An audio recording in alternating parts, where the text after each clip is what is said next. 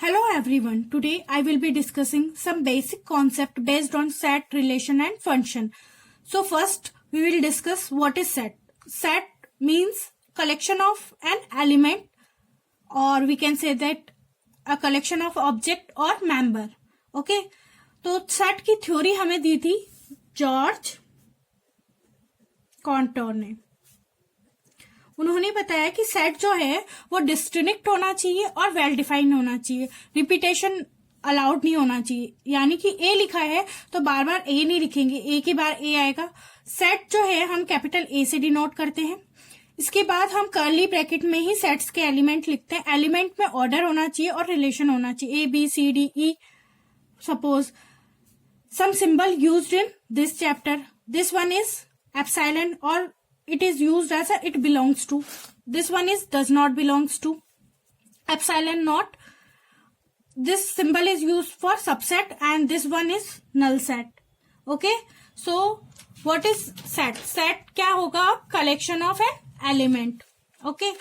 अब हम बात करते हैं relation. As you all know that सबने रिलेशन के बारे में सुना होगा. जैसे रिलेशन विथ माई फादर होगा तो we can say that father and daughter relation.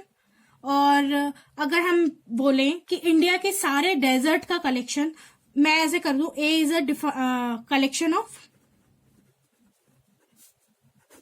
Desert in India, या collection of desert river in India, तो ये भी क्या हो जाएगा, हमारा एक सेट हो जाएगा. अब हम इसमें रिलेशन बता रहे हैं कि जो पूरी इंडिया के जो डेजर्ट है वो हम डिफाइन कर रहे हैं ए से. ठीक है, कुछ हम प्रॉपर्टी अगर उसमें डिफाइन कर देंगे तो वो फंक्शन में हो जाएगा. Okay, now move to relation को हम कैसे डिफाइन कर सकते हैं. First one is roster form.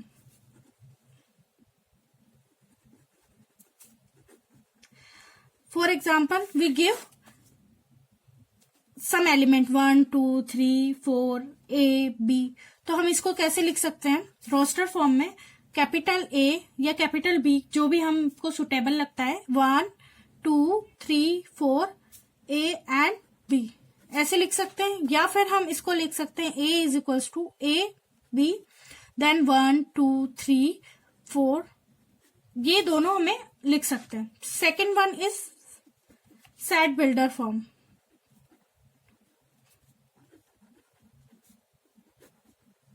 Set builder form में क्या होगा, अगर हमें ऐसे नंबर दिया 1 2 3 4 5 6, तो हम कैसे लिख सकते हैं, A here curly bracket x colon x belongs to natural number. ये क्या है, नेचुरल नंबर. एंड एक्स की जो वैल्यू है हमने मान लिया लेस देन 6. ये यहाँ पे दिया हुआ है लेस देन और इक्वल्स टू 6. ठीक है, अब थर्ड कॉन्सेप्ट पे चलते हैं हम. देखो, अब हमारे जो कार्डिनल नंबर होते हैं, मान लो इस सेट में हमारे पास एलिमेंट कितने हैं, 1 2 3 4 5 6. तो हम इसको क्या बोलते हैं, नंबर ऑफ कार्डिनल नंबर, मतलब number of set in element, number of element in a set. अब हमारे फर्स्ट कैपिटल ए सेट में कितने हैं, 1 2 3 4 5 6. तो हम इसको ऐसे लिख सकते हैं and A is equals to 6. हमारे इस वाले सेट को अगर हम नाम दे देते हैं बी, सेम ही है. अगर हम बी दे देते हैं किसी में 1 2 5 7, ओके, तो इसमें इसको ऐसे डिफाइन कर सकते हैं एन बी इक्वल्स टू कितने एलिमेंट है, 1 2 3 4. अगर हमारे पास कोई एक और एलिमेंट है, ये वॉइड एलिमेंट है, तो सी हमारा क्या हो जाएगा, इन केस सी हमारा हो जाएगा 0, क्योंकि ये क्या वॉइड और empty set. Okay, now move to some types of set. Okay, first one is null set, जिसे हम वॉइड सेट और एम्प्टी सेट भी बोलते हैं. इसमें क्या होगा, जो हमारा कार्डिनल नंबर होगा वो बराबर होगा 0 से. हम इसे शो करते हैं ऐसे, या तो वॉइड रख देंगे या फिर 5 से डिनोट कर देंगे. ठीक है, लेकिन अगर हम इसमें ऐसे लिख देते हैं A इज इक्वल्स टू, तो ये हमारा नल सेट नहीं होगा, ये हमारा, क्योंकि वन एलिमेंट प्रेजेंट है इसमें, one element already present in it, so it is called singleton set. Null set तो ये हुआ, यहाँ पे जो 5 है वो हमारा एक एलिमेंट के तरह काम कर रहा है, इस वजह से हम इसको वन एलिमेंट कंसिडर करेंगे और इसी को क्या बोलते हैं, singleton set, where only one element is present. इसे ऐसे भी लिख सकते हैं, जैसे ए हमने दे दिया 1, ओनली 1 लिख दिया, तो ये भी हो गया हमारा singleton set. Now coming to finite set. Finite set में क्या होगा कि हम ऐसे दे सकते हैं कि ए जो है हमारा सेट, वो set of prime number less than 10। तो हमने डिफाइन कर दिया प्राइम नंबर, लेकिन कहां तक होने चाहिए, लेस देन 10। तो ये हमारा क्या होगा, फाइनाइट सेट, मतलब हमने एक रेंज डिसाइड कर दी कि इसके आगे हमारा नहीं जाएगा।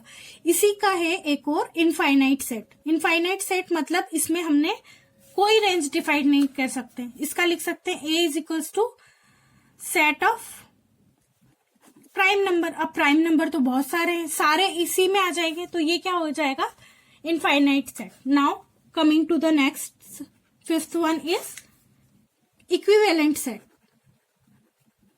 इक्विवेलेंट सेट में क्या होगा, हमारा जो सेट में कोई भी ए डिफाइन किया, इसमें है 1 2 3 और बी है उसमें है 2 4 6, तो इन दोनों का जो कार्डिनल नंबर है वो सेम होगा।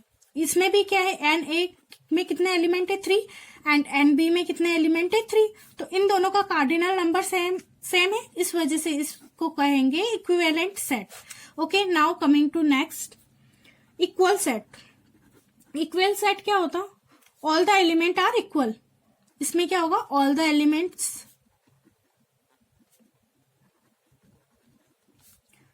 Are equal.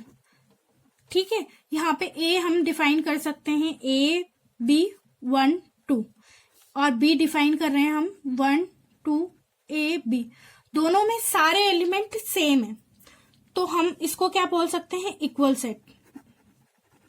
लेकिन एक और चीज आप नोट करेंगे इसमें, यहाँ पे कार्डिनल नंबर भी तो सेम है, एन ए में भी 4 है और एन बी में भी 4 है, तो हम ये नोट भी लिख सकते हैं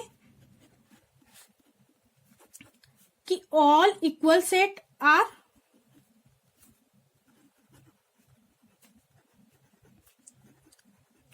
इक्विवेलेंट सेट। ओके, सो सबसे पहले हमने पढ़ा कि सेट क्या होता है। सेट क्या होता है, कलेक्शन ऑफ एलिमेंट होता है या ऑर्डर होता है ना। ये डिस्टिंक्ट होता है, वेल डिफाइंड होता है, रिपीटेशन अलाउड नहीं होता है इसमें। कैपिटल ए से हम सेट को डिनोट करते हैं और इसके एलिमेंट को स्मॉल अल्फाबेट से डिनोट करते हैं। यहाँ पे capital A B C D कुछ भी लिख सकते हैं, यहाँ पे स्मॉल में लिख सकते हैं। ये एप्सिलॉन होता है, इट मीन्स बिलोंग्स टू। अगर एप्सिलॉन को हमने कट कर दिया तो वो हो गया does not belong to. This symbol is use for subset and this symbol is use for null set. What is relation, a collection of desert in India, या हम बोल सकते हैं फादर मदर का रिलेशन कैसा है, या सिस्टर ब्रदर का रिलेशन क्या है, या इंडिया में रिवर कितने हैं, तो उससे हम एक कलेक्शन बना सकते हैं। फिर रोस्टर फॉर्म और सेट बिल्डर फॉर्म के बारे में पढ़ा। फिर कार्डिनल नंबर क्या होते हैं इसके बारे में हमने पढ़ा।